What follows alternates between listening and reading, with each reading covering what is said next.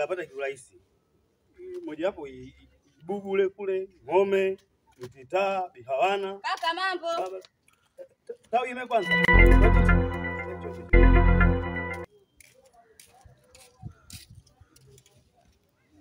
Wewe. Ndio mimi. Umenisalimiaje wewe? Nimekwambia mambo. Hiyo ndo adabu uliofunzwa kwenu? Wewe adabu unaijua? Hivi, hauoni kwamba umri wangu mimi ni sana umri wa babako? Mimi sina kuzaa kabisa wewe. Mimi mwenyewe ukiamua kuzaa na kuzaa vizuri tu.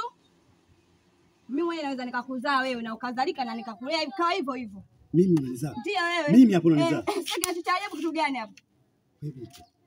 Wewe ni malezi gani uliopewa na wazazi wako au walimu huko shuleni unakosoma? Mimi hata shule ya nani huko sijaenda shuleni. Mimi shule yangu chumbani. Yesu! Shule yangu humu tu. Hebu kwanza niangalie. Tazame kwanza wikati. Hivi uweze yani ujiongeze. Mbona umekaa kiboya sana? Jiongeze mtoto wa kiume mjini hapa. Unasalimia nini? Yaris God. Hapo nyumbani inatosha. Unaita njiani hajashana miaka 2 3. Wewe mwambie tu mambo. Kwa sababu ulikuwa unaenda wapi? Nilikuwa naenda huko mwenzangu. Au mfuko wako una shilingi ngapi? Mama kuna mizuba. Una shilingi ngapi hapa? Yesu! Yaani mimi unaweza kanibeba mimi? Hiyo nao kuuliza. Mimi unaweza kanibeba mimi? Mimi sio kukubeba, mimi naweza nikakubeba wewe kutwa nzima. Mbona mke wako mwenyewe akubebi vizuri? Wewe mke wako anakubeba na kushikashika.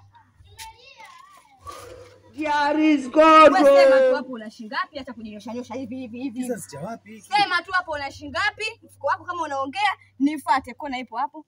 Kuna kamchochoro hapo watu hata watuone. Jiongeze mjini hapa. No.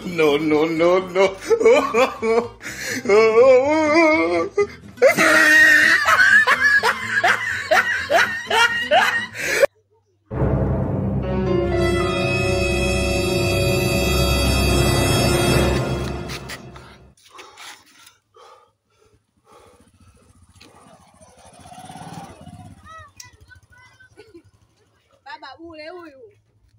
Kaji weka hapa shikamoo, salimia, unaniambia mambo, unaniambia nini? Unayaweza unaweza kunibeba? Kumbe una chochote.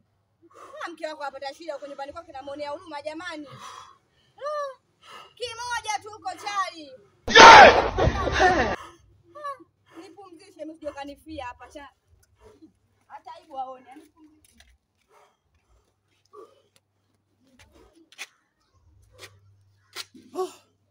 Mtoto angeniua huyo.